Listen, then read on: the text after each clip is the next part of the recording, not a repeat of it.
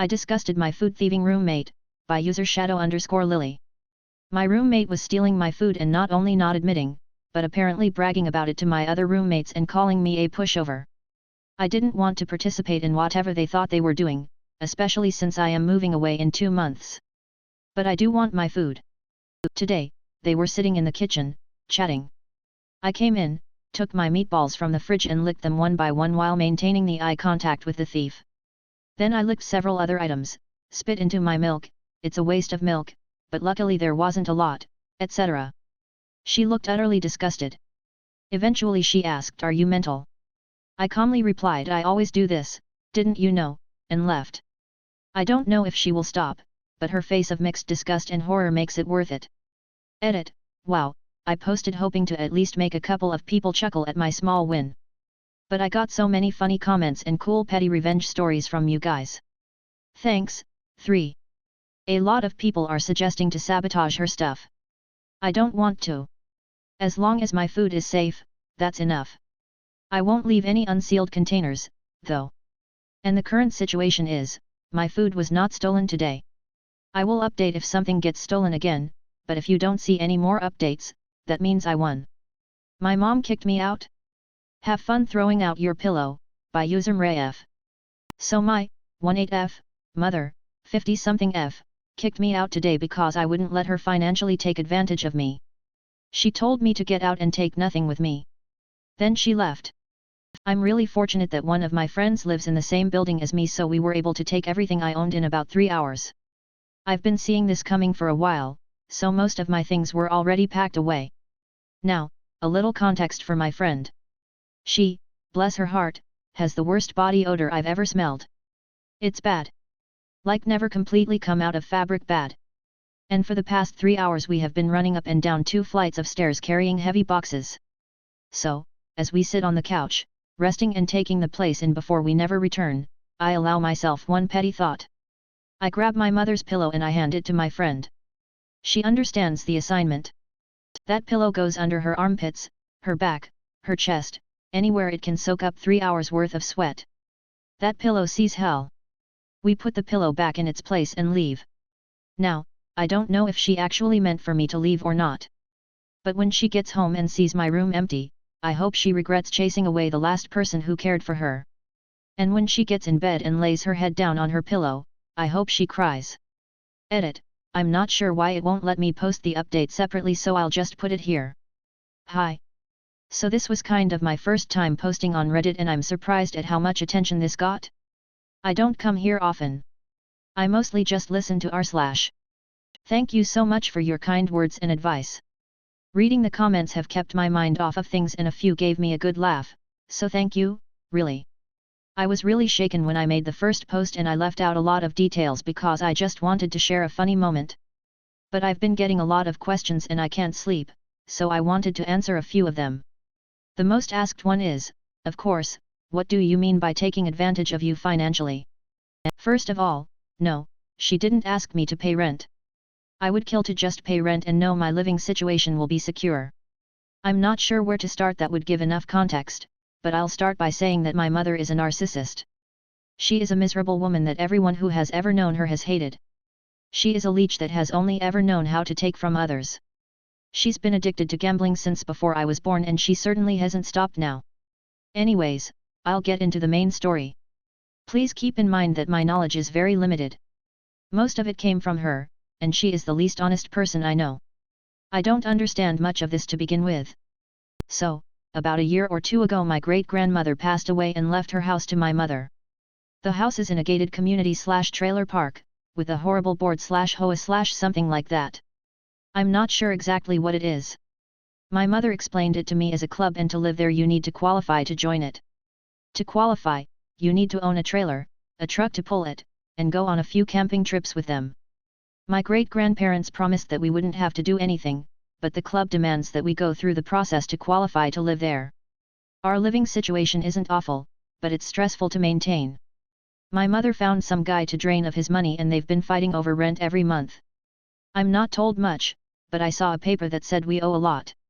I truly don't know why we didn't move down to the house to live basically rent-free. She said it was so I could finish high school with my friends, but I don't believe her. She didn't want to move there, but she didn't want to sell it either.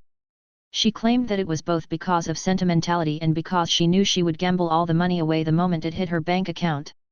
I know my great-grandmother's death was hard on her and her grief made her spend more nights at the casino.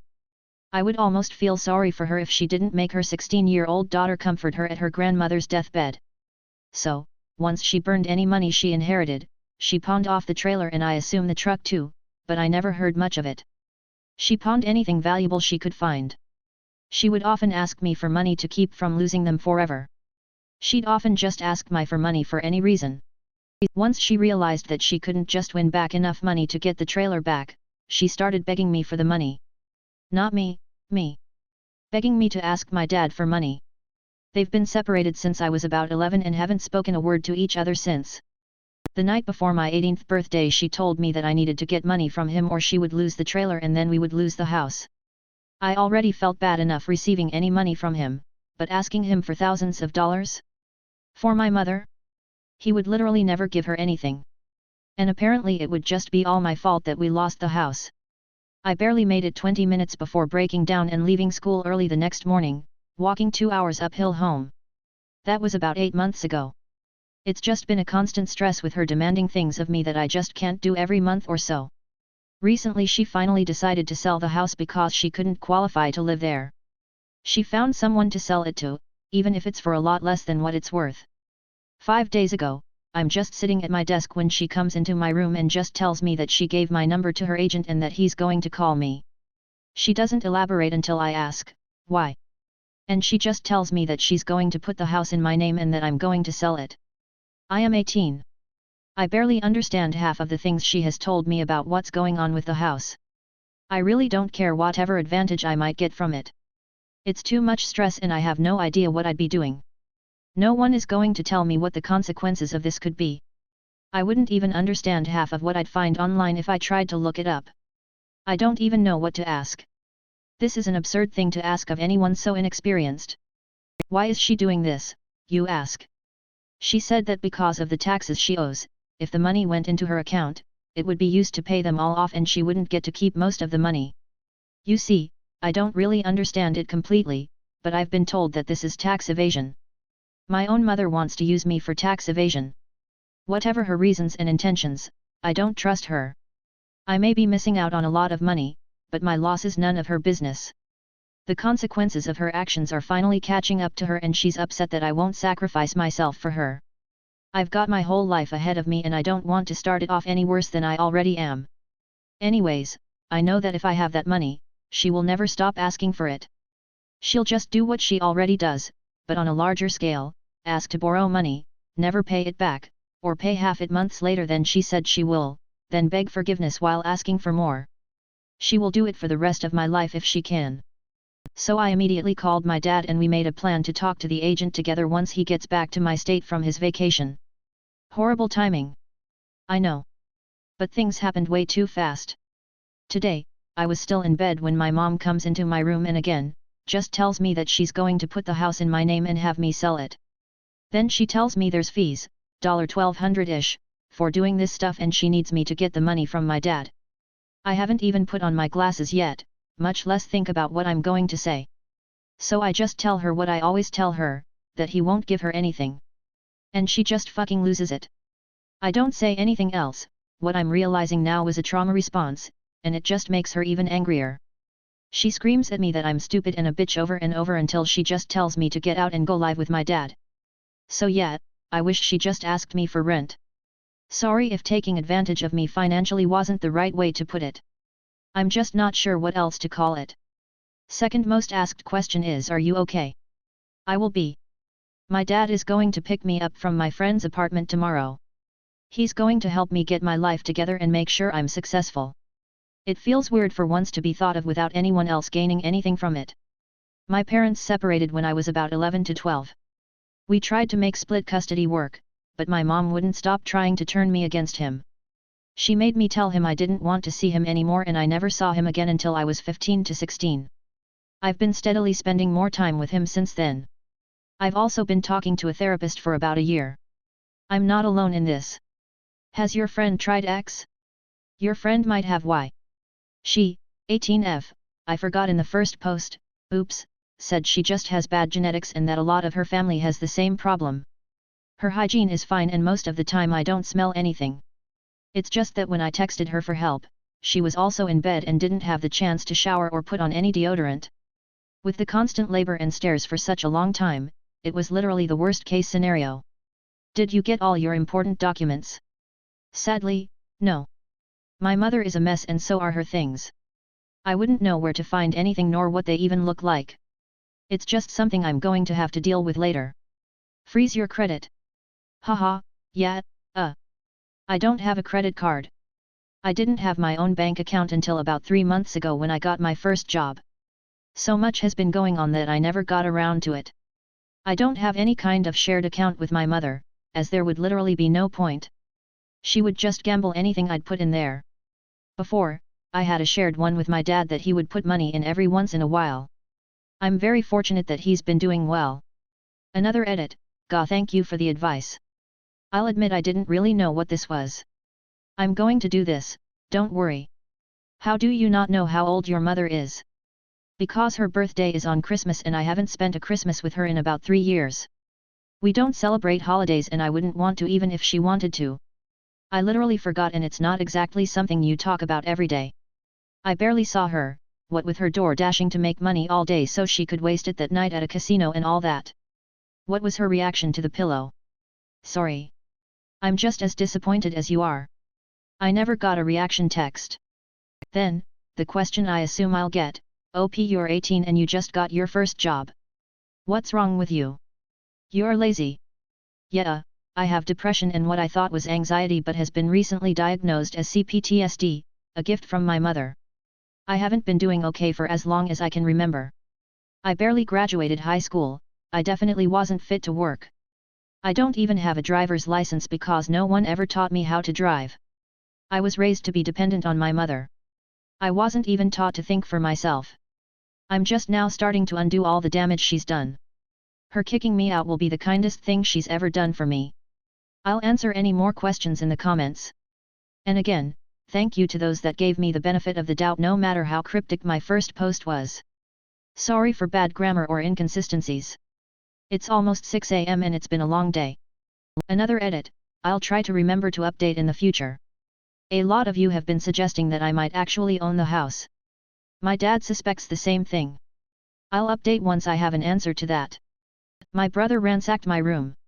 I cost him a job, prevented him from sleeping, and jacked up his phone bill, by userihov2p00p. New account for anonymity's sake. Let's set the scene. It's 2010, I had just turned 18 and spent a long summer week away from home enjoying my new freedom to come and go from my parents' house as I pleased. During the week I crashed at friends' houses, went camping with other friends, video games, and all the cigarettes and tobacco products and snacks me and my friends could afford. My meth-addicted brother, 27, I'll be referring to him as Mac, who thought he was going to make it big in the music scene because of all the different drugs he was willing to do.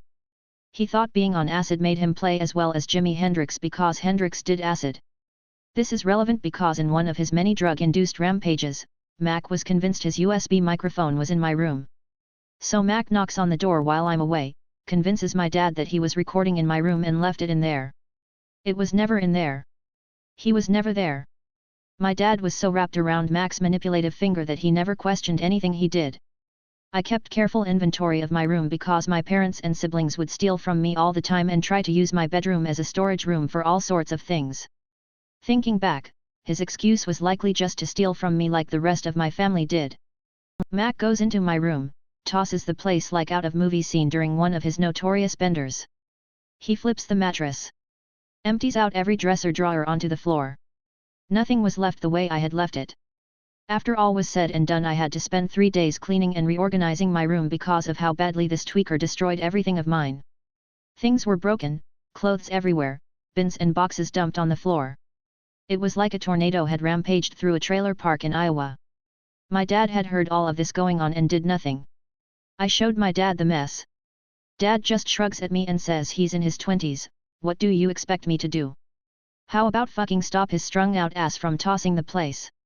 How about at least calling him to have him clean up his mess? I replied. He practically ignored me and before walking off says he was looking for his microphone and you need to just deal with it. Going to my mom was no different. Mom was so terrorized by him that she wanted no part of anything involving him because she felt unsafe. I can't blame her. He became aggressive when challenged on anything he did wrong. Realizing nothing was going to be done by my parents and this was no matter to call the police over since Dad let him in the house, I did exactly what my dad said and dealt with it. I tried to be diplomatic at first and asked him to come clean up my room. He laughs, makes fun of me, then says I needed my microphone. I asked if he found it. I know he didn't because I knew where it was. Over in my dad's garage. He never answered. I scooped up the microphone to hide it even better. Stuffed into the rafters of an old shed on the outskirts of the property, inside of a large PVC pipe stacked up with other pipes. It's where he went to smoke his meth sometimes, so I knew he wouldn't be looking for it there due to the paranoia of being caught by any of us. I gave Mac one final warning text to clean it up or else. He again made fun of me, crybaby bitch. How difficult is it to clean your own room? You're just a lazy piece of shit. The last one really torqued me because he was a thief and did everything he could to get out of work. Later that night I decided to do my best Tom Petty impression. I leave my parents' house to sit around a campfire at a friend's house. I waited until I left because then Mac couldn't find me, neither could my dad. I knew my dad was going to simp for him and defend him yet again. I waited until Mac would have been nice and comfortable at home. I lit my first cigarette of the night and promised myself that nothing would stop my ensuing plan until I smoked the whole pack. I had recently learned how to SMS bomb. At the time, you could add the same contact into your SMS app multiple times for a group chat. I believe it was up to 30 on the phone I had. For every one SMS/MMS I sent him, he received 30 in total. I spent hours sending messages to Mac. If I had a cigarette in my mouth, I was text bombing him. I spent from 9 p.m. until 4 a.m. sending Mac thousands upon thousands of text and picture messages. I have now dropped a Hiroshima-sized text bomb on the fancy BlackBerry he was so proud of buying a week or two before this. For anyone wondering, it was simply a copy and pasted text that said this stops when my room is clean and a picture of the mess he had made. I alternated back and forth. This took very little effort and left him inundated with notifications every 1 to 3 seconds. This effectively dozed his phone into oblivion. It was locked up tighter than New York subway car. He could not call, text, or even open anything on his phone other than my text messages. Dad starts frantically calling me around 1 a.m. I ignored it. Then my mom calls me and leaves a voicemail for me to call him. Worried it's an emergency, I call Dad back. Dad picks up the phone, screaming at me his phone is locked up and he can't use it. You need to stop this right fucking now. I replied he needs to go and clean up the mess he made of my room right fucking now or just deal with it like I have to. The argument continues for a while longer, the entire time he's defending Mac tooth and nail. Eventually I broke it to my dad that there was nothing I could do to stop the flow of messages and notifications. He hung up and never brought it up again. After the smoke had cleared, pun intended, I found out Mac had his BlackBerry locked up for 10 days. He wasn't able to respond to a job offer and wasn't smart enough to leave an alternate contact means. The job went to someone else by the time Mac was able to return their call. He was still going to be stuck at the job he loathed for a while longer. His phone plan had a monthly SMS/MMS and data limit that I absolutely destroyed. The month's bill was over $300, I wanna say closer to $400. His live-in girlfriend was also pissed because they had to leave the phone on and plugged into a charger to let it process the messages from my mass messaging campaign the night before. The notifications made the phone unusable and they were stuck listening to the notification sounds for those 10 days. They tried stuffing it inside of a blanket but the phone would get too hot and they were worried it would start on fire. On the counter, plugged into an outlet it sat, keeping them awake and annoyed constantly. Another 2 months rolled past, I finally decided he could have his microphone back. Kind of. I took it out of hiding and stuffed it in his keyboard box that was also stored at my parents' house. He found it there not too long after and never even apologized for what he did, not that I ever expected him to. He even bragged about finally finding it. He never went into my room again without my permission out of fear of his phone being locked up again. TLDR, bro ransacked my room looking for his microphone that wasn't there. I sent him literally thousands of text messages that made his phone unusable. I cost him a job, 10 days of sleep lost to constant notifications, hundreds of dollars on his phone bill, and a terrible home life with his GF because of all of that. I also hid his precious microphone for an additional 2 months before giving it back. Edit 1, my browser glitched out. Fixed paragraph spacing. Apologies for the massive text lump. Not sure what happened there. Edit 2, minor grammatical corrections. Edit 3, the phone details. Wow, this makes me feel old. At the time, texting cost people to send and receive. I had one of the very first unlimited texting plans because I spent a stupid amount of money on a T-Mobile Sidekick to be able to get that perk. So once the deluge of messages surpassed his text/data limit on the BlackBerry, it cost him more and more penalty charges as he received SMS and MMS messages. How it remained locked up was the fact it couldn't be used due to me to overloading the phone itself with messages. The best way I can describe this in more general terms is that the same would happen if you were to try sending a 10,000-page Word document to a home-grade printer and you were forced to let it print all 10,000 pages before you could print anything else. Even if you unplugged it and plugged it back it. Edit 4, more grammatical corrections. I've always struggled a bit with catching typos and thank you all for tolerating it. My BIL gift policing our Secret Santa list, by user Rainbow Shitting Cats. My family-in-law wanted to have a Secret Santa. My boyfriend took the initiative to generate one via an app or website. But then my BIL complained that the gifts would be too random and he wanted one where everyone could make a wish list. So he did that. There were no rules how many gifts you could put on your wish list, except that the max price would be $50. Suddenly I get a text from my BIL that it's not okay that I only have one item on my list, a hair straightener. I tried to explain that everything I really want, I've already bought it myself and that I wouldn't put unnecessary things on my list. He then went on a dictatorship rant at my boyfriend how not okay it was that I only have one item. Nobody else was having a problem with that. He started to demand I should put 3 items at least. So I put 3 straighteners on my list, just different brands. Here you go, MR Gift Police, 3 items. Winking face. Want to mow part of my grass while I'm on active military duty? Have fun repairing your lawnmower, by user thatmediqui67. So this happened starting around 2008. My, then, wife and I purchased a small starter house.